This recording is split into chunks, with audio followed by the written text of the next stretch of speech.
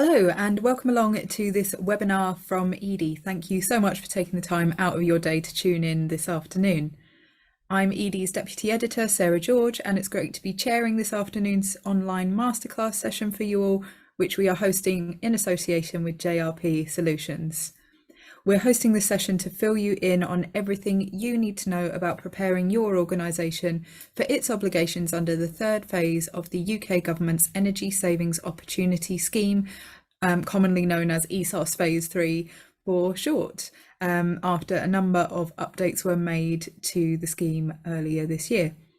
With the assistance of experts from JRP Solutions and the UK Government Administrators itself, we'll be looking at scheme deadlines, rules to compliance reporting, going above and beyond, and all of your other FAQ.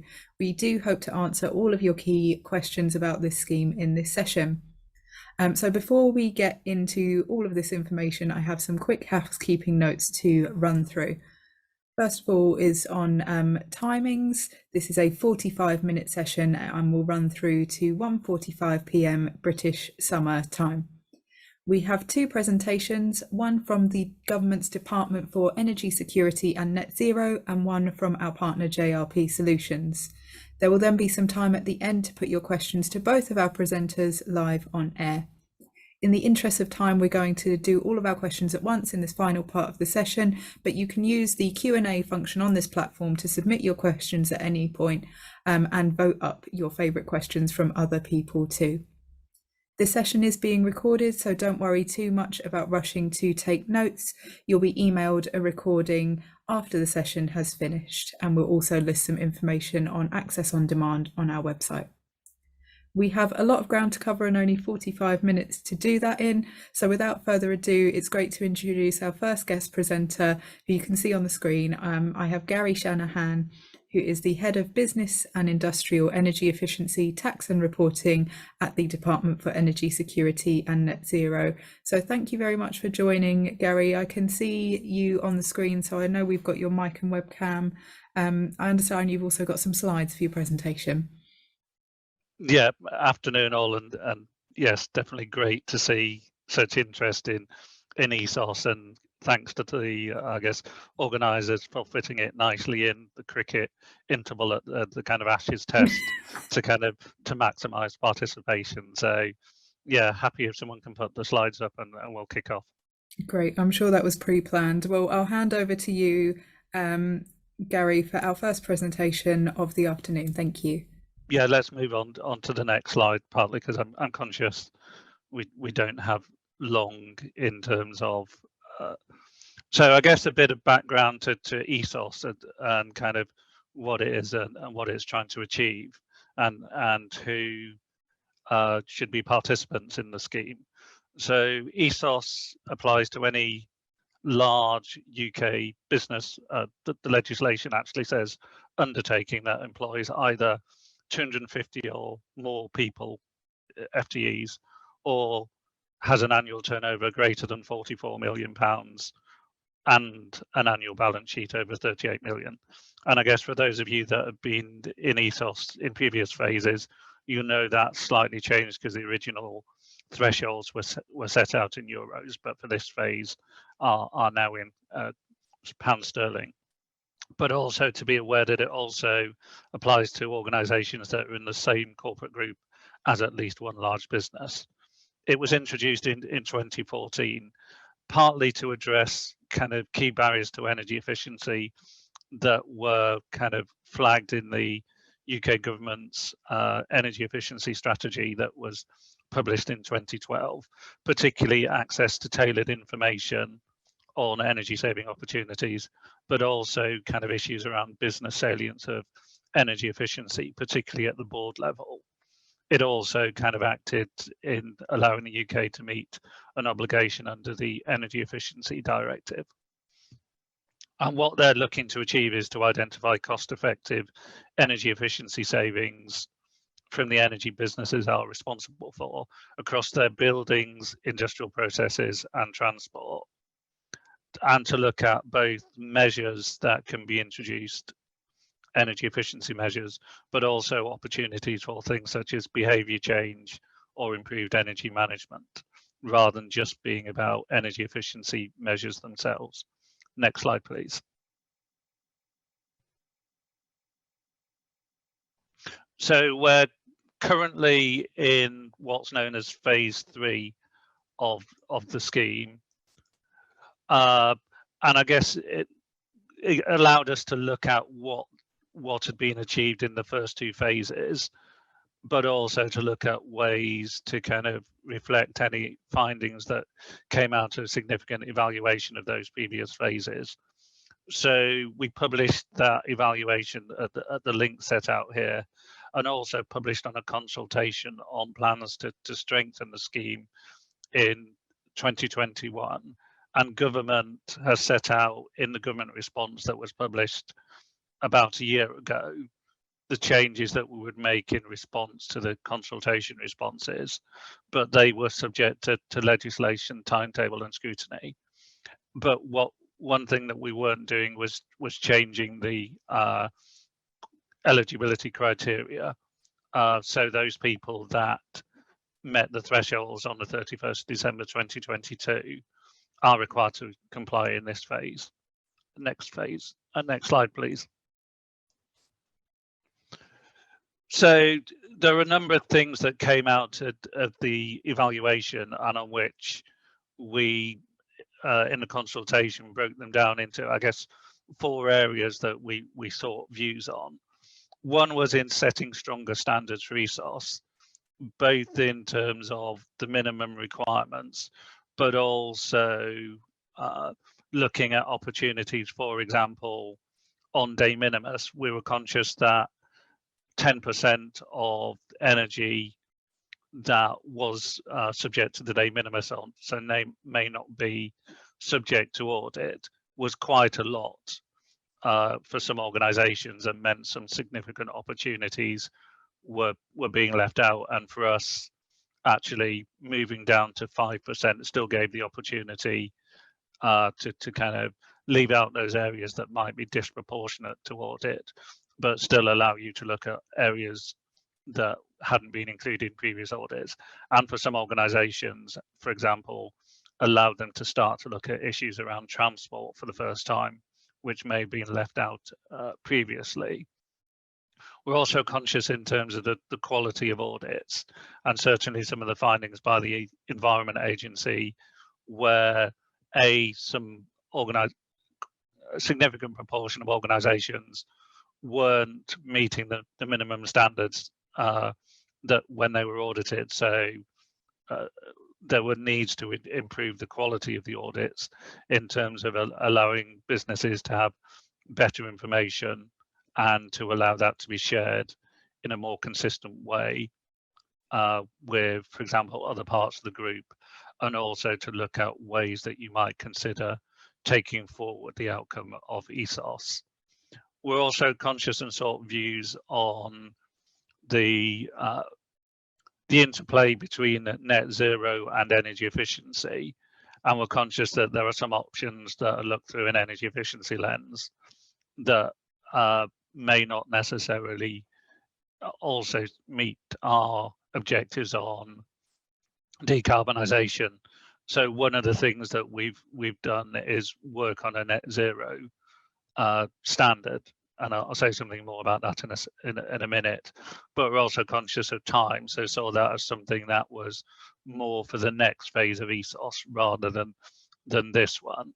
And then we're also conscious in terms of kind of taking forward the opportunities that came out of those audits. So things that we have included in phase 3 are that organizations should target or action plans, and also look at providing additional data for compliance monitoring and enforcement to enable us to ensure that those audits are meeting, I guess, a good level of standard. But there are also things that we didn't bring forward in phase 3, such as net zero, but also some things that we have said we would want to do a further consultation on before thinking about them for phase 4, whether that's extending beyond the existing eligible businesses, or whether it's actually requiring mandatory implementation of the recommendations, particularly those at lower paybacks. Next slide, please.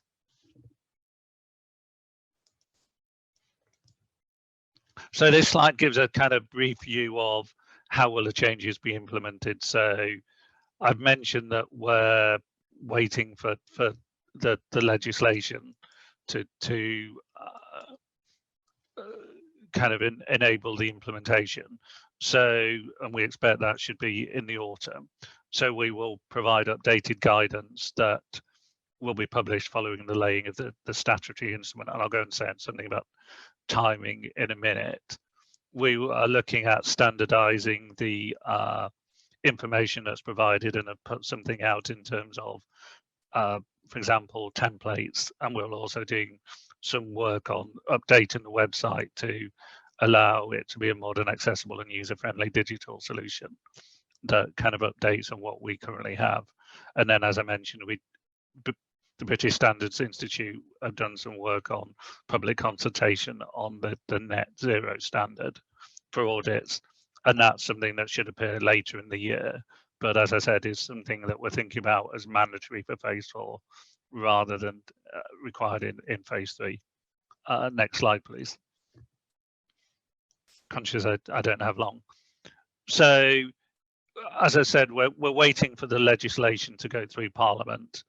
The key clauses that enable the changes are part of the energy bill, which is scheduled to go back for its near end stages. So the report stage is scheduled for the 5th of September before the bill returns to the Lords, but we're expecting that should allow relatively swift passage of the bill and allow us to lay the legislation shortly after. But I guess we're also conscious that while we, through the Environment Agency, have put out newsletters to provide participants more detail on the changes, we want to send out the updated details once we have the final legislation through. And if anyone hasn't seen those newsletters, then the help desk to register for them is there. We're also conscious of some organisations may want to provide compliance notifications now that don't necessarily reflect the changes that are coming. So because we're developing the new IT system and because the legislation is yet to be finalised, we're holding off making that disclosure portal available until at least the autumn. But we announced fairly recently through the newsletters that because of the kind of timing of the legislation and the IT system, that we would give participants more time to meet the new requirements and for everyone to meet the same requirements. So we've said that the compliance deadline will move from the 5th of June to the 5th of June 2024 from the 5th of December 2023.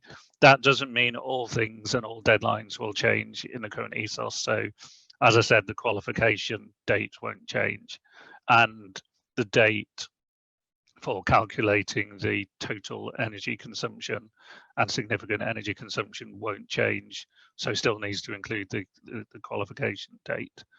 But we, as I said, will provide detail in the guidance. I'm conscious that's a very quick canter through of quite a lot of detail, but hopefully that gives you enough, and happy to deal with any questions later on. Great, thank you so much for kicking us off this afternoon, Gary, and we have had a first few questions in. Do keep those questions coming and we'll take them all after our second and final presentation. Can I please invite Owen Jones, the Principal Sustainability and Energy Consultant at JRP Solutions, to the screen. Hi, Owen. Hi. Great, so I can hear and see you. That's the first hurdle crossed for your presentation. You have slides as well, right? That's right, yeah. Great, so I'll just get our webinar team to stick those up and we can all see those there. Great. Owen, I'll hand over to you and come back on at the end to moderate our question and answers. Thank you. Yeah. So if you could move on to the next slide. So Gary's discussed most of this. There's a qualification. So one of the main changes is changing the representative sample. Must audit a representative sample of 95% of all your energy use rather than the previous 90%. Or it's got to be covered by ISO 50001 accreditation. One thing I'll mention here that I have heard rumours that some auditors out there are still actually working at the 90%, which is currently the law, but this will change. I think that's a little bit short-sighted. Next slide, please. So timelines again. Gary's covered much of this, so it's been changed to the 5th of June next year. One of the main things I would say to everybody on this, if you do need to comply with ESOS and you haven't engaged with the lead assessor, you need to get engaging with the lead assessor soon to make sure that you're going to be compliant. Although the deadline has been extended, there is a shortage of good lead assessors out there. So the other issue is obviously that we still don't know what the full requirements are going to be for compliance. We've got a good idea, but there's still a lot of the detail that needs sorting out. And until the legislation has gone through Parliament, we're not going to know. So there's still quite a lot of uncertainty out there on exactly what is required. And although quite a few of our clients, we've got to the stage where essentially we've done 90% of the work and they could submit compliance now if we knew what was required. There isn't the ability to do that because the website for submitting compliance hasn't been released yet. And something else is Gary was also talking about an implementation plan. So when you've got your opportunities, there is going to be a requirement from an implementation plan. My understanding that won't be required until after the compliance date, which is now the 5th of June, but again, not 100% sure on how whether that's being clarified. Next slide, please. So one of the main things from a auditor and consultant point of view is data. Having good quality data for your ESOS audits is very important. It's a key thing. And also the data needs to be verifiable. So if you get audited by the EA, if your evidence pack gets audited, you need to be able to verify the data you've used to calculate your total energy consumption. And if you haven't got verifiable data, you can estimate some of it, but you have to justify why you've estimated it and justify the method you've used for that estimation. So it is very important to try and develop systems to collect data on a regular basis to make sure that when you're doing your audits and when you're doing your calculation of your total energy consumption, that you've got good quality data available. Now, in recent years, SECR, so the streamlined energy and carbon reporting, a lot of organizations have to do that now, and also do a lot of greenhouse gas reporting is becoming more into the mainstream. Those do give you good data sets, and that data is generally collected on an annual basis. But what you need to be, when you're looking at those data sets, you need to be aware that the boundaries and scopes may be different between ESOS and SECR, for instance. So if you're doing your SECR on an operational control boundary, then in likelihood is it will align with the ESOS requirements.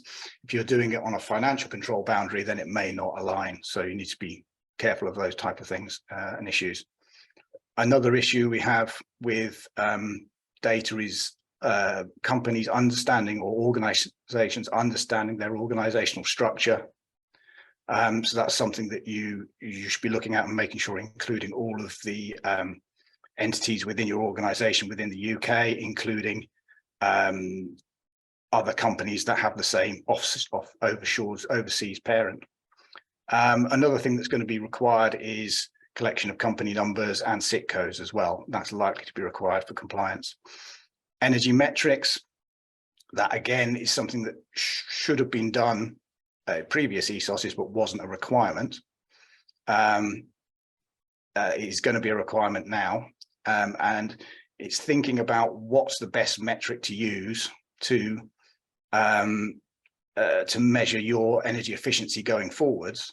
And this is something that potentially might get published. So you want to try and make sure you choose the correct metric. Another bit of data that you're going to need to collect for this phase is the energy conservation measures that have been implemented since the last ESOS. So since 2019, and potentially for energy conservation before that as well, but that's not mandatory. The amount and detail of the data that needs to be collected isn't clear at the moment. Hopefully that's something we can get some clarity on. Another thing that is being asked for is to split the metrics and the energy conservation measures by building, process and transport. Again, the guidance isn't clear and the information isn't clear on exactly how we're going to do this. I'm not really sure how this is actually going to work. Another bit of data that's really important but often gets missed is more difficult to collect is grey fleet. So company car, or not company car, but private car use for company business. And the other one is renewables. So when you're calculating your total energy consumption, if you've got solar panels on the roof, you need to include the electricity generated that's used on site within your total energy consumption. And then the last bit of data that you really need to be thinking about is who is going to sign this off. So it needs to really be somebody on the board of directors, and the regulations around this are being tightened up. So you really need to think about who's the right person to sign this off. Next slide, please. So we've got a few pitfalls here. Sort of mentioned it earlier, but engage a lead assessor as soon as you can if you haven't already done so. And make sure when you're engaging a lead assessor and auditors that they have qualifications and experience in your industry sector. We've had a fair bit of talk about data, so making sure you have good data, making sure you've got systems in place to collect that data. If you don't, it makes the process a lot more time consuming. You get poor accuracy and you get a poor result from the overall process. The uncertainty about what's going to happen and what the actual guidance and requirements are going to be. You've got to not ensuring that you've got a representative sample, so you've covered that full 95% of your total energy consumption with a representative sample, and how many sites do you need to audit for a representative sample. And the current guidance is quite open to interpretation at the moment. I believe that may be tightened up. So I would suggest that you want to be on the side of caution if you want to make sure you're compliant with the new regulations. And the final one is not understanding the cost of inaction. So you've got all these audits that you've done, you've got a number of energy opportunities identified, but if you do nothing with them, what's the cost going to be? So next slide, please. So just quickly, this is a graph of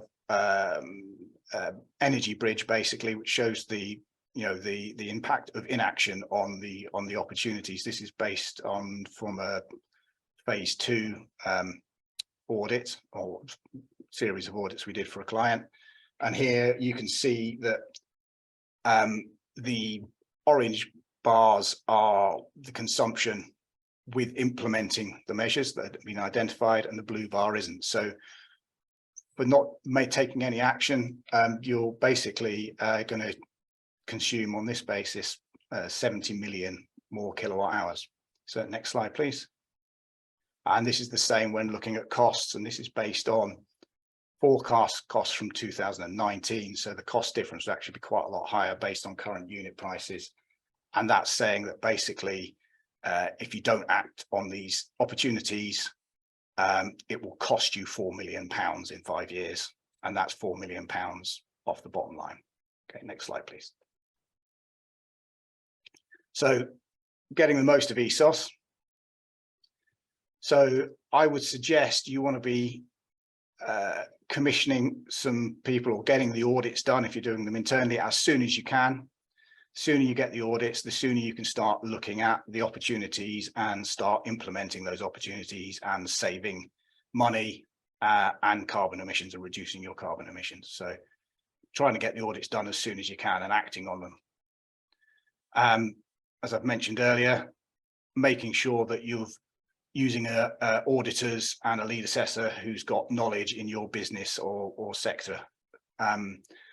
This is, and I believe this is something that again might be coming in through the new legislation, that you've got to justify who you've used for your audits, and justify why they're qualified to do it as well. So I'm not sure if that's coming in this phase or for the next phase. The other trend I'm seeing a lot at the moment is a lot of clients are actually auditing a lot more sites than they need to meet the requirements of ESOS, because they want to get the opportunities and they want to understand where their energy is going and how they can save energy on most of their sites, rather than just a smaller representative sample. So if you can, look to audit more sites, and ensure that the findings from the sites you do audit are communicated across the entire group, so you can replicate savings across the sites which didn't have an audit. And the other thing is looking at aligning the audits with any net zero and environmental goals you have, and making sure the auditors are including those in the audit findings, and they're taking consideration of what your net zero goals are. And obviously the audits can form part of a gap analysis, net zero gap analysis, or a net zero action plan. So it's a sort of double bang for your buck, so to speak. And then Gary mentioned this as well, but I think this is extremely important. Don't just look at technological opportunities, you know, like upgrading air compressors or improved boilers. Also look at behavioral change and how engaging with your staff and your employees, and changing how they behave can help reduce energy and consumption and carbon emissions. Right, next slide, please. So also there's no point doing the ESOS and getting the opportunities if you don't implement them. So you need to be looking at producing an implementation plan, and if you can't or you don't have the resources to do the implementation or the knowledge to do the implementation yourself, look to get help from somewhere else. Look at, once you're doing the audits, look at reviewing previous ESOS reports, because there may be opportunities in there that at the time wouldn't fly because the payback was too long or the technology wasn't quite mature enough, but actually, especially given what's happened with utility prices over the last sort of couple of years, a lot of the projects that may not have been viable 4 years ago could quite easily be viable. And actually, the table on the right hand side shows one here, which back in 2019 was a payback of 3.1 years. In 2023, with a quite conservative increase in electricity unit prices, is dropped to 1.7 years. We've also, within that, included a cost of carbon, which I think is something else that's quite important to think about. If you're looking at reducing your carbon emissions, you need to try and set an internal carbon price and say, well, what actually is the cost of carbon to us? And the £85 there I've used is the current 2023 price for opt-out target carbon emissions for the UK ETS. So that's where that's come from, and that's likely to rise even further. I think the predictions in 2025 is £110, something like that, a tonne. When you're looking at implementing, sometimes it makes sense to package different opportunities together. So you might have one that has a good carbon saving, but actually the payback isn't as great. If you can package that together with other opportunities that have much better paybacks, it can bring the overall payback down, but the carbon savings are still achieved as well. So that's worth looking at. And also, I'm finding this a lot now. A lot of the low-hanging fruit has gone, so a lot of people now have LEDs in, etc., etc. So you've got to think a little bit more out of the box, and you've got to, when you're doing the auditing, especially if you're doing the auditing in-house yourself, you need to try and think more, go back to a blank sheet, see how you would potentially do something if you were starting from fresh, and then see how you can apply that to what's currently going on in the business. And then the last one is making sure you're investigating all alternatives for funding methods. So potentially internal funding is great, but if you haven't got the funds available, can you look at a power purchase agreement? Can you look at shared savings with an installer? And looking also at grants and other methods of funding to help get those opportunities and those projects implemented. Okay, next slide, please. Thank you. That's the end of it. Thank you very much. Great, thank you so much for your presentation, Owen. If I could ask you to stay on for our Q&A, and if I could also get Gary, if you could start sharing your audio as well. Thank you everyone watching for providing so many great questions. I've got more than 40 of them, so we're not going to be able to get through all of them in the next 15 minutes. So I'm going to take some of the questions that keep coming up, really. I'm going to start at the beginning. We've had a couple of questions just asking, where on earth do I get started with a lead assessor or auditor? We also have an audience member called Owen who asks, is a lead assessor the same as an auditor? So Owen, for people that are really just getting started, how do you get the ball rolling with your lead assessor? So a lead assessor is somebody who's qualified to sign off the ESOS assessment and the ESOS evidence pack. An auditor doesn't have to be a lead assessor. Lead assessors are qualified through professional bodies. So I'm qualified through the Energy Institute. You can go online and search. They have registers of lead assessors online. So if you go to the Energy Institute, and there's other professional bodies that also have these lists. I don't know, Gary, do you know specifically, is there a specific central? No, it's generally, as you say, through the professional bodies, but there is a list of gov.uk of all the professional bodies that are currently active under ESOS. Yeah.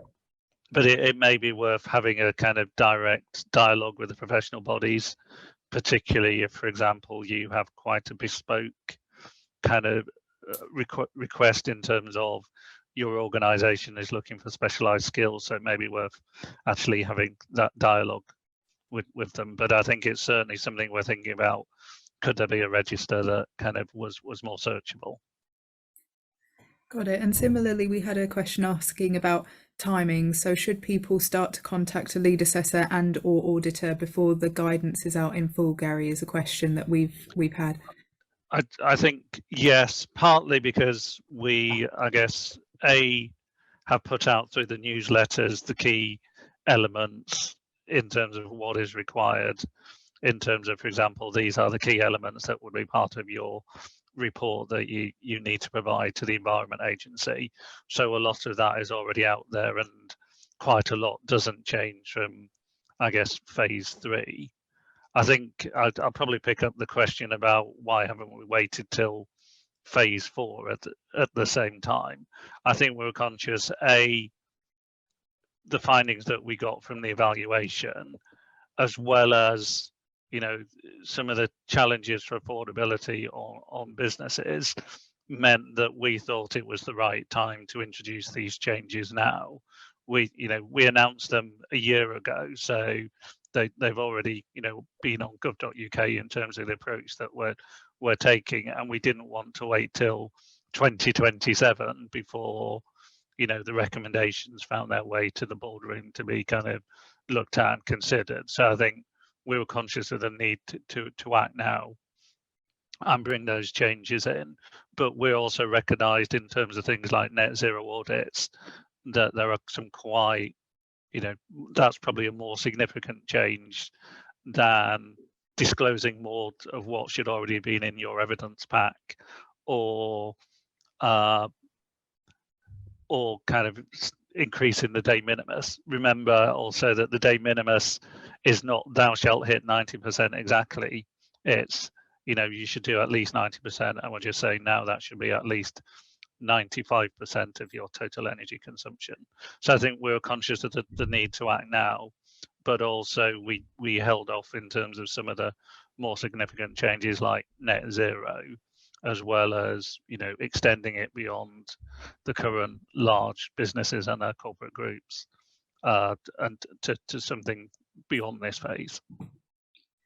Got it. So we've covered some of the questions that came in quite early and quite about the early stages of the process. We've also had lots of questions about ESOS Phase 3 and interoperability with similar certification or obligation and compliance schemes.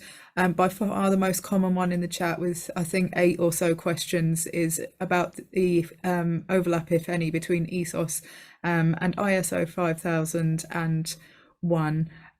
So Hannah asked how the changes will impact a company's ability to use ISO 5001. We've got other questions about scopes. So ISO 50001 will still be a compliance route for phase 3 of ESOS.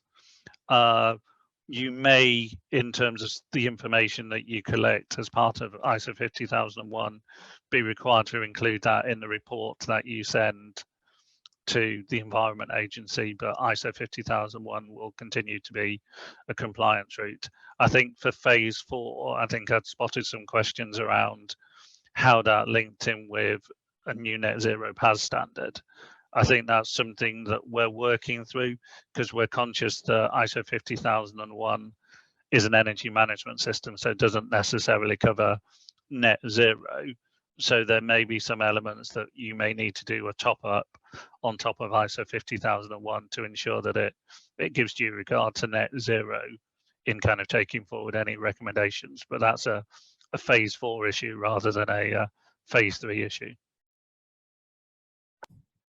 Got it. Owen, did you have anything to add about interoperability with ISO 5001? Yeah, I think Gary said it all. Yes, you can still use ISO 50001 to comply. The only thing I would say is obviously that has to cover the whole of your organization.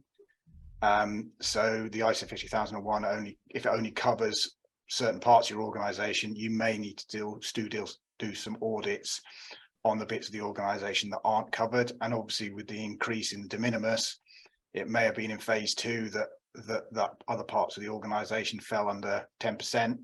But May doesn't fall under 5%. So you just need to be aware of that and make sure that you do that check, and that if you do need to do some additional auditing over and above your ISO 50001, then you include that.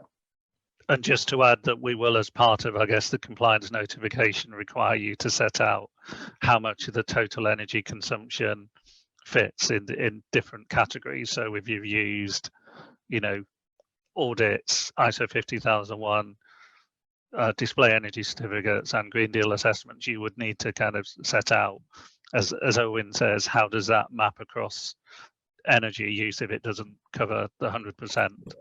And transport is often one of the things that people forget about in terms of it may not be covered in the sites that are currently under the ISO 50001. Got it, thank you. We've also had some questions about interoperability with SECA, streamlined energy and carbon reporting. So while we're on the topic of different standards, I think we should probably take those as well. So I think in terms of there's the kind of an element of ESOS is in some ways a 4-yearly element. Yes, there are some action plan elements, but the kind of the total energy consumption assessment is every 4 years.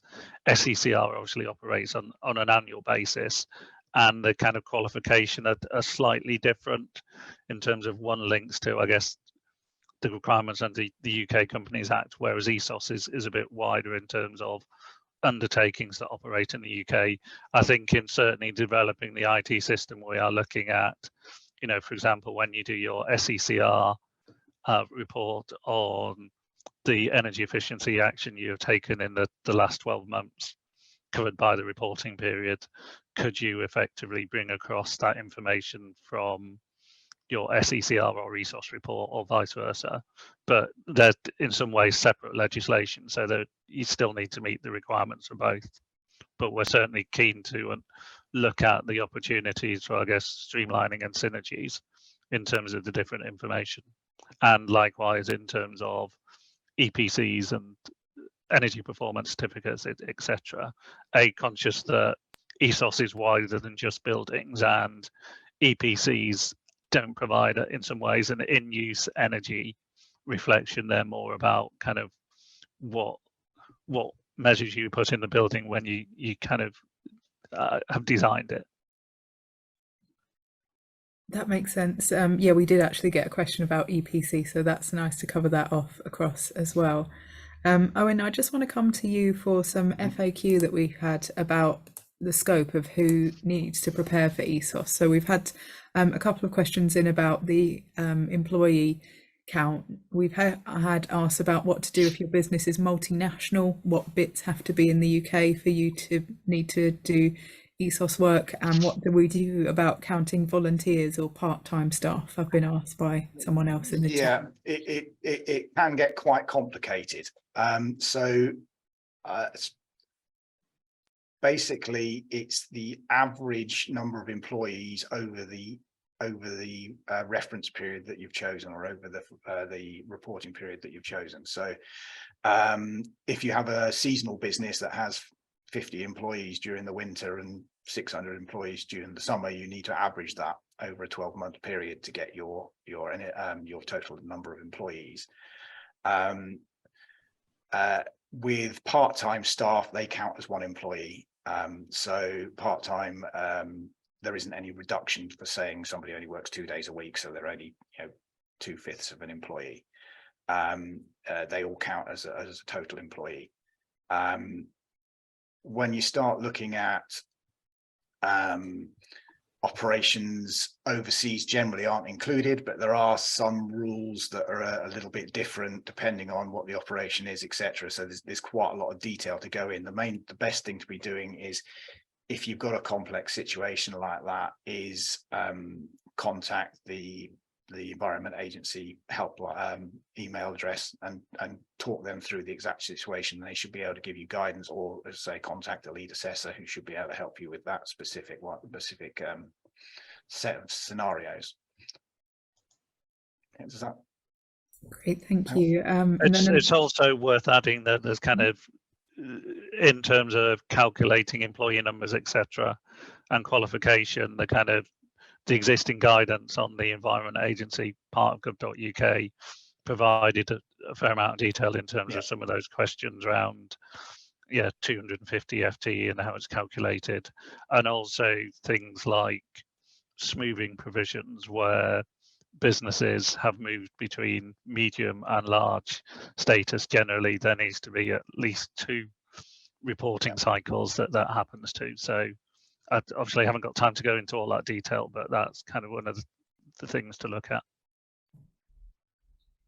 Great, no problem. We have only got a couple of minutes left, so I'm going to sneak one really quick question and then one closing question. The quick one we've had in 3 times. First one I saw was from Anya, who asked Gary about the standardized compliance report template that he mentions. Does he have a timeline on when we'll probably be able to see that? So I think, as I said, in terms of the newsletter that the Environment Agency put out, that gives the kind of the key areas that the ESOS report will need to include. As I said, once the statutory instrument has completed its passage, and we're hoping that is September or October, then we would look to put updated guidance out. I think if there are particular questions that come into the Environment Agency through their helpline, again, we will look to provide where we can information, but obviously can't be seen to prejudice parliamentary process in terms of the kind of royal assent of the energy bill and the kind of publication of the statutory instrument. Got it, thanks Gary. And I'm just, for our final question of the session, going to come on to one that's getting upvoted really quickly in the chat. Comes from Victoria, who asks, who's responsible for conducting audits when you're in a shared tenant building? What do you do about landlord-tenant relationships? Owen, have you had instances of clients working in these kind of buildings? Yeah, and again, it's basically coming to an agreement with your landlord on who will take responsibility for that energy use, and if you can't get an agreement, then it is down to you to cover it. But you can agree between yourselves and the landlord, the tenants and the landlord, whether they will cover it within their operations or whether you cover it within yours. Obviously, with tenant landlord situations, it can be quite difficult for the tenant to get energy data out of the landlord, especially if they're being recharged on a square meterage basis. But it's trying to, talk and negotiate with your landlord and agree on a way forward on the best way of doing it. I don't think there's any hard and fast rules around it. Gary, are you aware of? That's the way certainly we've dealt with it in the past. So I guess in the end, it comes down to who is responsible for it, and the kind of, as you say, the agreement on that. It may come down to things like what is in the contract between yourselves and the landlord, because we're aware there are kind of multitude of different arrangements that may be in place. Yeah. Unfortunately, can't really tell you. It's a case by case basis on those ones, but generally, usually is the tenant takes responsibility for it in my experience. Got it. Thank you. We always get questions about these complex sites or letted sites, so thank you for taking that question on. We are now past the 1:45 p.m. mark, so I'm going to have to bring the session to a close shortly. Thank you everyone for tuning in and for submitting so many great questions. There was too many to take simply. I know that Owen put his contact on his slides, so I'm sure he'd be more than happy to follow up. I'm getting lots of clapping and thumbs up emojis. Great to see so many of you online. So thanks once again for tuning in. Thanks also to both Gary and Owen for taking the time to present this afternoon, and of course to JRP Solutions for partnering with us to make this session possible. Just before we sign off, just to recap, this session has been recorded and will shortly be making it available to watch on demand at your leisure.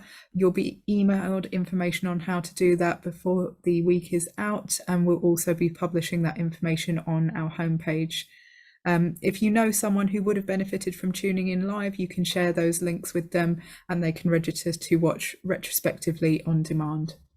Once the session finishes, you'll be emailed a survey so you can let us know what went well and how we can make our next masterclass webinar even better. That should only take a minute, so please do take the time to complete that. For now though, that's all from me and that's all from our speakers. Thank you so much for joining me, and it's goodbye from me. Okay. Thank you. Bye. Thanks all. Thank you.